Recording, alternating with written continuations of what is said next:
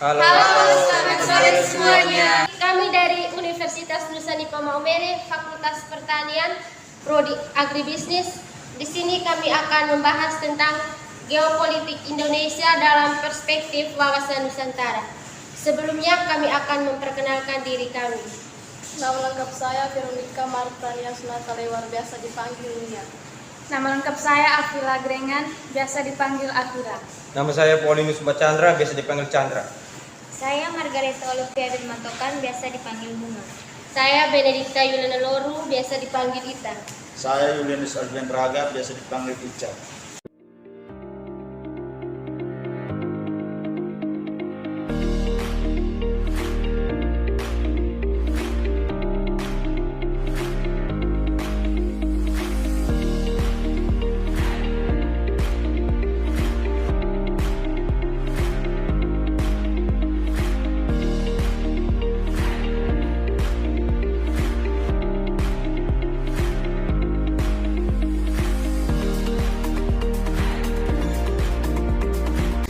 Mengenal geopolitik Indonesia dalam perspektif wawasan Nusantara. Yang pertama, geopolitik. Geopolitik berasal dari dua kata, geo dan politik. Geo artinya bumi atau planet bumi. Politik artinya berhubungan dengan kekuasaan dan pemerintahan. Jadi, geopolitik adalah sebagai sistem politik atau peraturan-peraturan dalam wujud kebijaksanaan dan strategi nasional yang didorong oleh aspirasi nasional geografik atau kepentingan yang titik beratnya terletak pada pertimbangan geografi, wilayah teritorial dalam arti luas suatu negara yang apabila dilaksanakan dan berhasil akan berdampak langsung atau tidak langsung kepada sistem politik suatu negara. Peran geopolitik yang pertama, berusaha menghubungkan kekuasaan negara dengan potensi alam yang tersedia.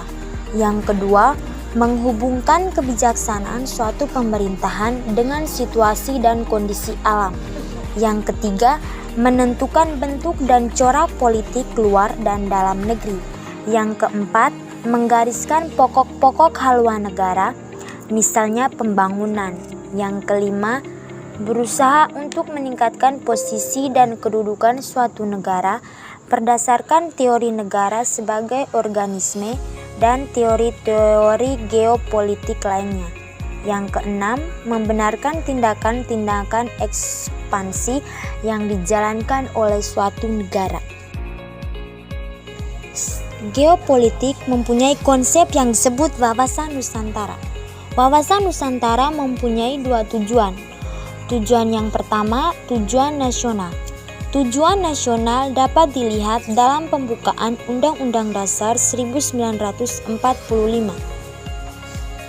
Pada Undang-Undang Dasar 1945 dijelaskan bahwa tujuan kemerdekaan Indonesia melindungi segenap bangsa Indonesia, memajukan kesejahteraan umum, mencerdaskan kehidupan bangsa, dan ikut melaksanakan ketertiban dunia yang berdasarkan kemerdekaan, perdamaian abadi, dan keadilan sosial.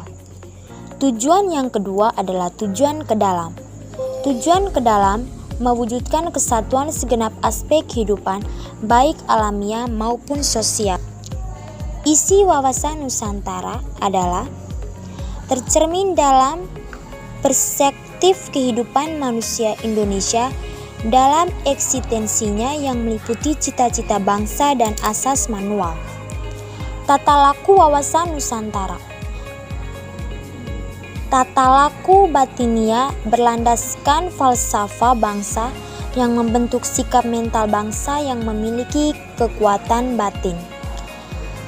Tata laku lahiria merupakan kekuatan yang utuh dalam arti kemanualan, kata dan karya, keterpaduan pembicaraan dan perbuatan. Geopolitik wadah yang pertama, wujud wilayah. Yang kedua, tata inti organisasi. Yang ketiga, tata kelengkapan organisasi. Geopolitik mempunyai konsep yang disebut wawasan Nusantara. Wawasan Nusantara adalah keberhasilan implementasi Wasantara diperlukan kesadaran warga negara Indonesia untuk yang pertama, mengerti, memahami, menghayati tentang bangsa yang telah menegara bahwa dalam menyelenggarakan kehidupan memerlukan konsepsi wawasan Nusantara sehingga sadar sebagai warga negara yang memiliki cara pandang. Agar kedua hal dapat terwujud, diperlukan sosialisasi dengan program yang teratur, terjadwal, dan terarah. Sekian dan terima kasih. Selamat sore.